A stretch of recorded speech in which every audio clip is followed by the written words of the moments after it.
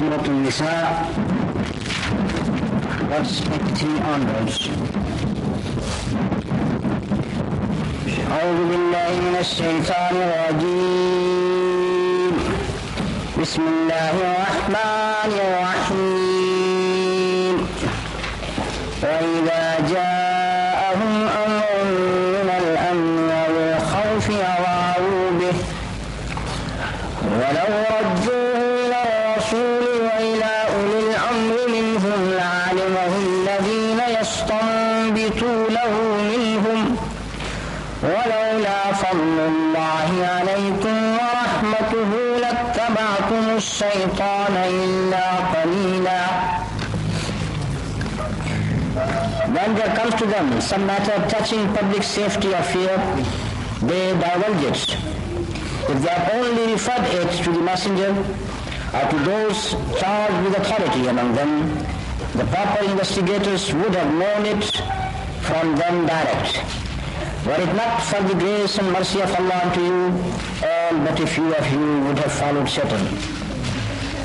فَقَاتِلْ فِي سَبِيلِ اللَّهِ لَا تُكَلَّفُ إِلَّا نَفْسَكَ وَحَرِّضِ الْمُؤْمِنِينَ عَسَى اللَّهُ أَن يَكُفَّ بَأْسَ الَّذِينَ كَفَرُوا وَاللَّهُ أَشَدُّ بَأْسًا وَأَشَدُّ تَنكِيلًا. Then fight in Allah's cause. Thou art held responsible only for thyself. And rouse the believers. It may be that Allah will restrain the fury of the unbelievers. For Allah is the strongest in might and in punishment. من يشفع شفاعة حسنة يكن له نصيب منها ومن يشفع شفاعة سيئة يكن له كفل منها وكان الله على كل شيء مقيتا. Whoever intercedes in a good cause becomes a partner therein, and whoever recommends and helps an evil cause shares in its burden, and Allah has power over all things. وَإِذَا حُيِّيتُم بِتَحِيَّةٍ فَحَيُّوا بِأَحْسَنَ مِنْهَا أَوْ رُدُّوهَا إِنَّ اللَّهَ كَانَ عَلَى كُلِّ شَيْءٍ حَسِيبًا. When a courteous greeting is offered you, meet it with a greeting still more courteous, or at least of equal courtesy. Allah takes careful account of all things. الله لا إله إلا هو ليجمعنكم إلى يوم القيامة لا ريب فيه ومن أصدق من الله حديثا. Allah, there is no God but He. Of a surety He will gather you together on the day of judgment, about which there is no doubt, and whose words can be truer than Allah's. We'll take the remaining verses from 88 to 91 later in the very same lesson today, inshallah.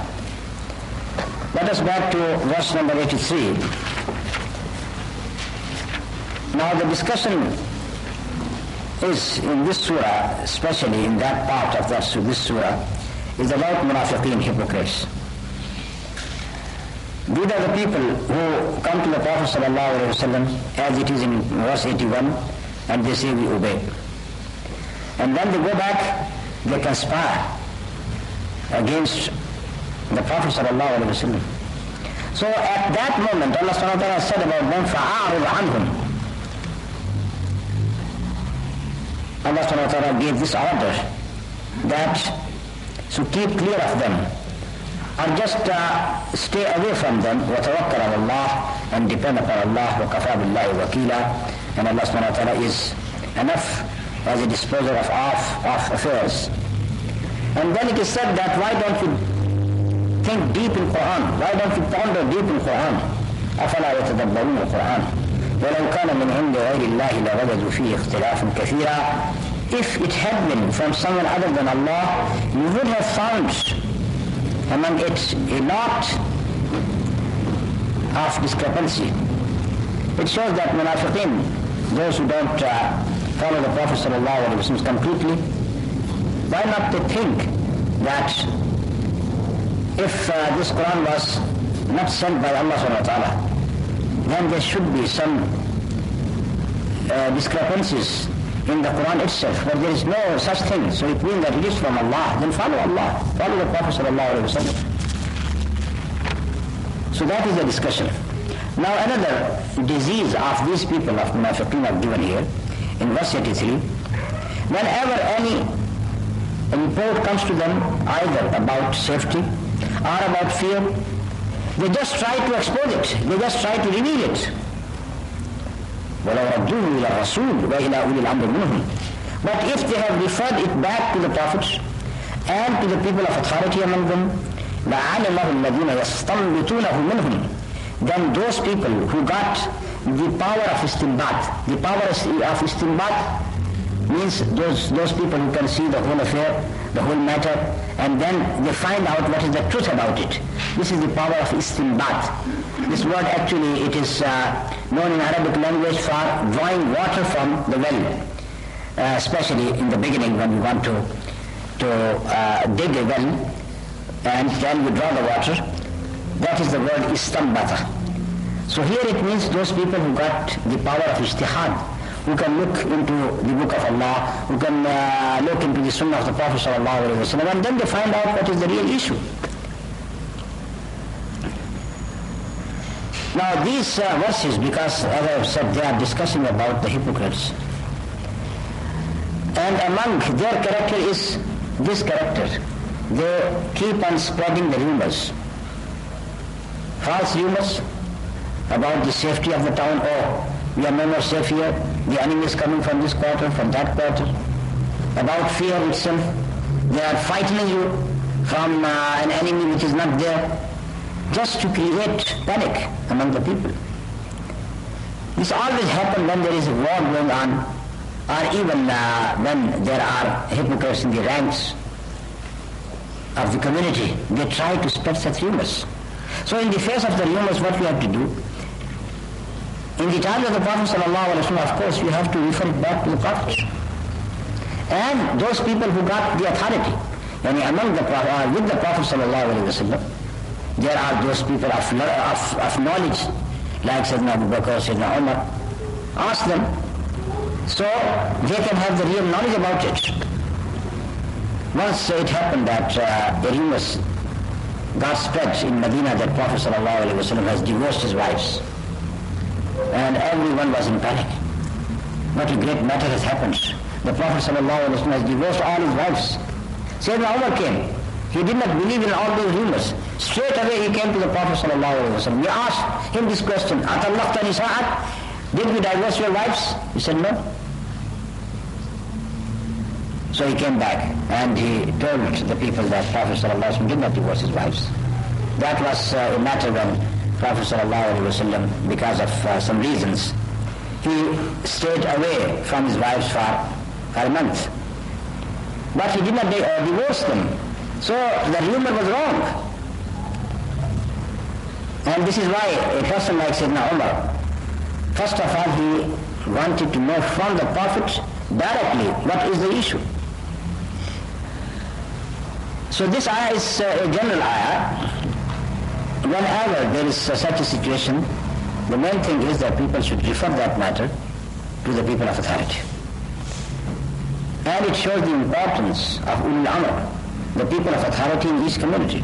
If there is a government, then of course we have to refer it back to the state. And if, for example, you are in a community which is not governed by a specific system, then refer it back to those people who are well versed in knowledge or who got the authority among you. So this is how you keep the community safe and sound from the threats surrounding it. وَلَوْلَا فَضْلُ اللَّهِ عَلَيْكُمْ وَرَحْمَتُهُ لَاتَّبَعْتُمُ الشَّيْطَانَ إِلَّا قَلِيلًا. If the grace of Allah and His mercy was not upon you, you would have followed shaitan, all of you, except a few of you, because that is the grace of Allah and the mercy of Allah subhanahu wa ta'ala, because of which people are saved. But if that verse is not there, then most of the people would go following shaitan. فَقَاتِلْ فِي سَبِيلِ اللَّهِ لَا تُكَلَّفُ إِلَّا نَفْسَكَ. Verse 84. So, fight in the way of Allah. لَا تُكَلَّفُ إِلَّا نَفْسَكَ. Thou art held responsible only for thyself. And after explaining all those things, when you encourage the people to fight in the way of Allah subhanahu wa ta'ala, you have done your duty. You can't force them to believe in Islam. You can't force them to be obedient to you. Your duty is to convey the messages of Islam. After that, لَا تُكَلَّفُ إِلَّا نَفْسَكَ, you are responsible about your own self. This is what it means. It does not mean that everybody should say, yes, I am responsible for myself. I don't want to do anything for the community. No, that is not the meaning. Allah subhanahu wa ta'ala is explaining to him. فَقَاتِلْ فِي سَبِيلِ اللَّهِ. Fight in the way of Allah subhanahu wa ta'ala. Fight whom? Kuffar. Fight whom? Those people who are conspiring against you. So it means that he is dealing with the whole society. But after conveying the messages of Allah subhanahu wa ta'ala, he is only responsible for himself. وَحَرِّضِ الْمُؤْمِنِينَ. And encourage the believers. وَحَرِّضِ الْمُؤْمِنِينَ. Upon what? Upon fighting in the way of Allah. That is the encouragement. And as it has been related in so many verses, the grace and the excellence of fighting in the way of Allah subhanahu wa ta'ala. Those people who do jihad, Allah subhanahu wa ta'ala has prepared about 100 ranks in Jannah, in paradise, for mujahideen only. And he said that between two ranks of Jannah is a distance equal to the distance between this earth and the heaven. Such a vast paradise for whom? For mujahideen only. عَسَى اللَّهُ أَنْ يَكُفَّ بَأْسَ الَّذِينَ كَفَرُوا. Why do you fight? It may be that Allah will restrain the fury of the unbelievers. To restrain them, to stop them where they are. وَاللَّهُ أَشَدُّ بَأْسًا وَأَشَدُّ تَنْكِيلًا. For Allah is the strongest in might and in punishment. So you can't depend upon staying back at homes, doing nothing. You say that Allah subhanahu wa ta'ala has promised victory, so He is going to give us victory. No. You have to take all methods, all means, first of all to spread the deen of Allah subhanahu wa ta'ala. Then, when you make a community, to save that community from the conspirators, from the enemies. And then, if you have to fight for that cause, you have to fight as well. All these methods should be adopted by the Muslim community. This is how you can stop them. Jihad is a big deterrent. If you don't do jihad, then they are going to attack you in your own houses. Verse 85, مَنْ يَشْفَى شَفَاعَةً حَسَنًا يَكُنْ لَهُ نَصِيبٌ مِنْهَا. Whoever intercedes in a good cause becomes a partner therein. Now there are two types of shafa'a. Shafa'a is intercession. The word, as you know, shafa'a is used for even numbers. وَالشَّفْعُ وَالْوَتْرُ. So, odd number, إِنَّ اللَّهَ وِتْرٌ يُحِبُّ الْوِتْرَ. Allah subhanahu wa ta'ala is one and He likes the odd number. So, shafa is two. So when you intercede for some person, as if you are going with him to get his right. So this is why this type of intercession is known in Arabic as shafa'a. Now shafa'a is of two types. Shafa'a in a good cause, someone's right is taken away and you are interceding for him in the presence of the ruler, the sultan, to get his right back. That is shafa'a hasana. And if you do this type of shafa'a, يَكُلَّهُ نَصِيبٌ مِنْهَا, you will get a part of it. You will get a sawab of, or reward of that.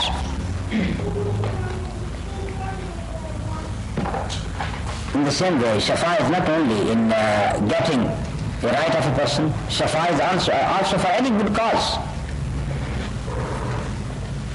The other shafa'a is the evil shafa'a. وَمَنْ يَشْفَى شَفَاعَةً سَيِّئَةً يَكُنْ لَهُ كِفْلٌ مِنْهَا. And the person who intercedes on an evil cause share in its burden. You know that this person is not justified to take this thing, But still you are interceding for him. You are witnessing for him. You are giving testimony for him. That is the shafa'a sayyah. Or in the same way, the person is working for evil, and you stand with him, you support him, that is the shafa'a sayyah. That is a bad intercession. So you will get the burden of that person's sin. وَكَانَ اللَّهُ عَلَى كُلِّ شَيْءٍ مُقِيتًا. And Allah subhanahu wa ta'ala has power upon everything, all things. مُقِيتًا, مُقْتَدِرًا, and He got power upon everything. Verse 86, وَإِذَا حُيِّيتُمْ بِتَحِيَّةٍ فَحَيُّوا بِأَحْسَنَ مِنْهَا أَوْ رُدُّوهَا إِنَّ اللَّهَ كَانَ عَلَى كُلِّ شَيْءٍ حَسِيبًا. When you are greeted with a greeting, so greet either with a better greeting or as you have been greeted. Yani reply it as you have been greeted in the same way. إِنَّ اللَّهَ كَانَ عَلَى كُلِّ شَيْءٍ حَسِيبًا. Allah takes a careful account of all things. Now the word tahiyya in Arabic, tahiyya, what is tahiyya? When you say in Arabic, hayyak Allah, may Allah subhanahu wa ta'ala give you long life, or give you life. That is the word, hayyak Allah. From that, it has become a greeting. Meeting your brother, you say, hayyak Allah. So this is how the word tahiyya has come. So it is used for any types of greeting which is known in different types of societies. And in Tashawwud, at-tahiyyatu lillahi was-salawatu wat-tayyibat, at-tahiyyatu lillah, all greetings are for Allah subhanahu wa ta'ala. Here, what is the relation with the previous passage? Because the discussion is about the hypocrites, al-munafiqeen. Though this is a general instruction, but we have to relate it with the passage itself. The relation is that hypocrites will live among you. All right, how to treat them? Have you to boycott them completely? No. Even if they greet you, greet them back. Either with the similar greeting, but it is better to greet them with a better greeting. So this is the relation with the previous passage. But as I said, it is a general commandment. What is the tahiyyah of Islam? There is a hadith of Sahih Bukhari that Sayyidina Adam alayhi salam was created, when he was created, and he was 60 zira is hand, 60 hands length tall, situna zira'an. And Allah subhanahu wa ta'ala said to him, go and greet the groups of the angels. Say to them, Assalamu alaikum, and see what they are going to reply. So he said that Adam alayhi salam said to them, Assalamu alaikum. And they said, Wa alaikum assalam wa rahmatullahi wa barakatuh. And Allah subhanahu wa ta'ala said, this is the greeting of you and your ummah. Assalamu alaikum wa rahmatullahi wa barakatuh. As far as this length of Adam alayhi salam is concerned, the same hadith says that it started decreasing. It started decreasing throughout the ages until it came to whatever you see and witness now. But in Jannah, they would be given this size. All the believers, they would be given the very same size of Sayyidina Adam alayhi salam once again. So the general commandment is that we have to greet a person and he has to reply you back with the same greeting or a better than that. Our Prophet ﷺ was sitting once, a man came and said, Assalamu alaikum. The Prophet said 10. Another came and he said, Assalamu alaikum wa rahmatullah. And the Prophet said 20. And of course he replied back. And the third one came and said, Assalamu alaikum wa rahmatullahi wa barakatuh. The Prophet said 30. It means that he is going to receive rewards equal to 30 virtues. So, if someone says to you, Assalamu alaikum, you can say, Assalamu alaikum wa rahmatullah. If someone says, Assalamu alaikum wa rahmatullah, you say, Assalamu alaikum wa rahmatullahi wa barakatuh. But not more than that. That is the complete tahiyyah. Because Prophet sallallahu alaihi wasallam, when he replied to someone, he stopped at wa barakatuh. So you can't add more things. You can وَمَغْفِرَتُهُ وَرِضْوَانُهُ وَرَحْمَتُهُ وَجَنَّتُهُ وَفِرْدَوْسُهُ. No, because it got no end then. So the tahiyyah of the Prophet ﷺ is Assalamu alaikum wa rahmatullahi wa barakatuh. That is the Islamic tahiyyah. And the good thing is that this starts with the name of Allah. First, Assalamu alaikum. Assalam is the name of Allah. Peace be upon you. That is the name of Allah. You start with that. So this is the beauty of our greeting. You start with the name of Allah. Assalamu alaikum. And you answer it according to Sunnah, wa alaykum assalam. You can't say wassalamu alaykum. No, when you answer it, you say wa alaykum assalam. And if someone conveys the salam of someone else, he says, my father says greetings to you, assalamu alaikum. What is the answer? What do you say? Wa alaykum assalam, wa alaykum assalam, wa alayhi assalam. So you start with, as if he is there, when you start with wa alaykum assalam. Greeting upon you, peace upon you, and peace upon him as well. This is the way you have to answer the person who conveys the salam of someone else. Now there are few issues which are related to this salam. According to one hadith, the rider should say salam to the one who walks. The walking person should say salam to the one who is sitting.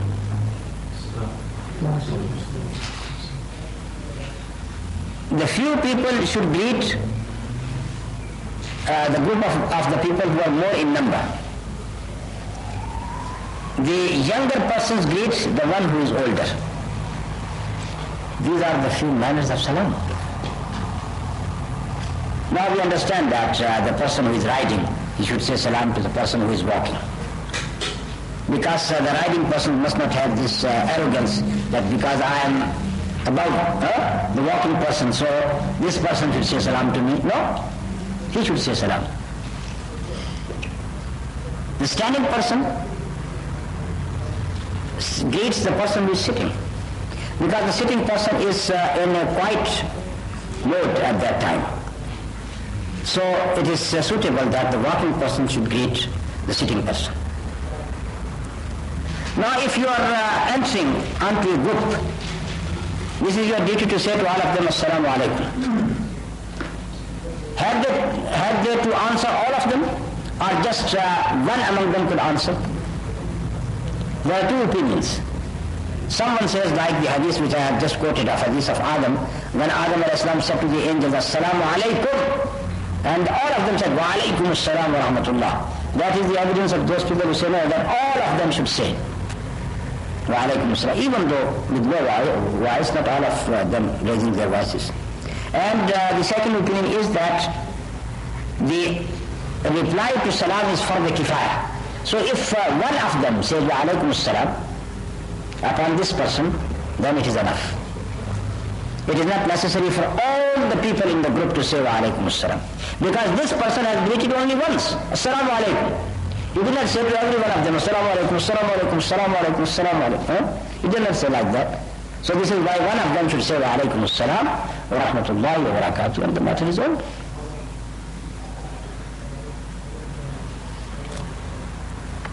So if there are some few people, they greet the people who are more in number. The younger person greets the one who is older than him. And what about vice versa? Can you greet the children, for example? Some of the tabi'in, they have said that you should not greet them because greeting itself is not fard, but replying back is a fard. So if you say to a child, Assalamu alaikum, he does not understand the whole fiqh. So it becomes fard upon him. And of course, if he is a child, it is not fard. As long as he is a child, there is no fard upon him. So there is no need then to say Assalamu alaikum to him because he is not obliged to reply back. That is one opinion. The other say no. You may, like Muhammad ibn Sirin, he said, you say it secretly, don't let him hear, But we have done this dua for him. Because we don't expect an answer from him, so this is why there is no need to say it loudly. But we understand from the uswa of the Prophet ﷺ that he passed by some children and he said, Assalamu alaikum. We know about, say, Anas radiallahu ta'ala, Sadiq radiallahu ta'ala. They passed by some children and they said, Assalamu alaikum. Why? They want to teach them. This is how you teach them that if someone greets you, then you have to say, Wa alaikum assalam wa rahmatullahi wa barakatuh. And that is better. What about greeting the woman? They say, yes, greeting the woman is allowed except if you are greeting a young woman, shabba, a young woman, where there is a fear of fitna, because you may be expecting the answer, wa alaikum assalam, from her, and then it may open the way for more conversation. So this is why if there is no fitna, then you may say assalamu alaikum. But if there is any fitna involved, not to say assalamu alaikum. So it means that for old women it is jais. Among the Sahaba, they said that we used to go to women after Friday prayer in a certain part of Medina. And she used to cook for us vegetables, putting some shahid barley into it. So we used to go to her, we say assalamu alaikum to her, and then she used to present this food to us. What about saying assalamu alaikum to the person who is praying? First of all, you should not do that, because that person is occupied with his prayer. But if you have said assalamu alaikum, now the person, either he can answer the greeting with his finger, just pointing with the finger, or just like this, pointing with the finger, that is the answer. Or when he finishes his prayer, after that, when he meets this person, he can say, Wa alaikum assalam wa rahmatullahi wa barakatuh. Same applies to the person who is reciting the Quran. First of all, you should not disturb him, because he is now reading Quran, the word of Allah subhanahu wa ta'ala. Don't disturb him.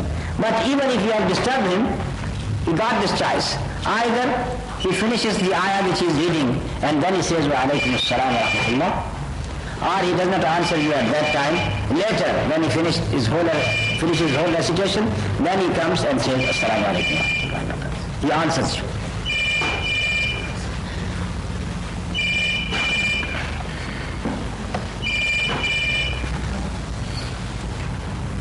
And according to another hadith, the Prophet ﷺ has said that Afshu salama bainakum.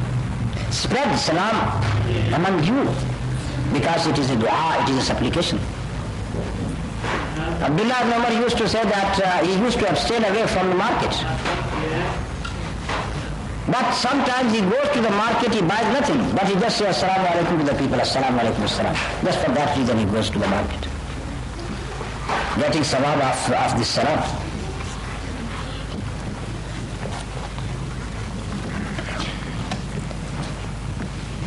So that is the few things which we can understand. Now there is another issue.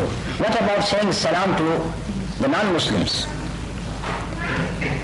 Our Prophet ﷺ said, لا تبدأوا اليهود والنصارى بالسلام. لا تبدأوهم بالسلام. You don't in the beginning say salam to them. So it means that because salam is a name of Allah, and this is a supplication, dua, so it is only to be directed to the Muslims. So it means that for the non-Muslims you can have the same greeting which they know, then you can use that greeting which is known to them. What about if they say assalamu alaikum to you? According to one hadith we come to know that if they say assalamu alaikum, you just say alaikum. You just say alaikum without even saying wa alaikum. Because when you say wa alaikum, it means their salam is combined with your answer, so it means that you are praying for them. So just say alaikum.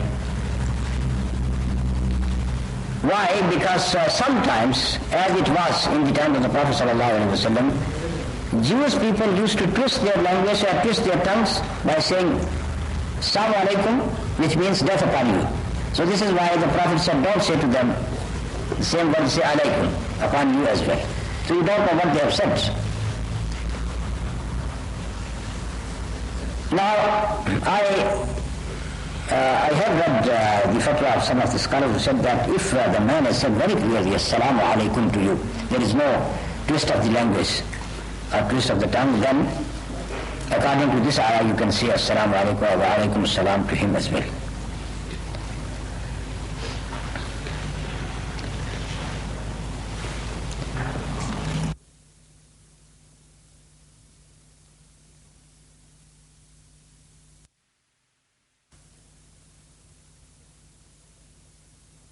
Worship except him, Allah. He is going to gather you together on the day of judgment. The day of resurrection, or Qiyamah. Why Qiyamah is called Qiyamah? As you know, Qiyamah is from the Qama, to stand up, because the people will stand up from their graves. This is why it is called Qiyamah, the day of resurrection. So it shows that Allah subhanahu wa ta'ala is saying that, oh people, even if you conspire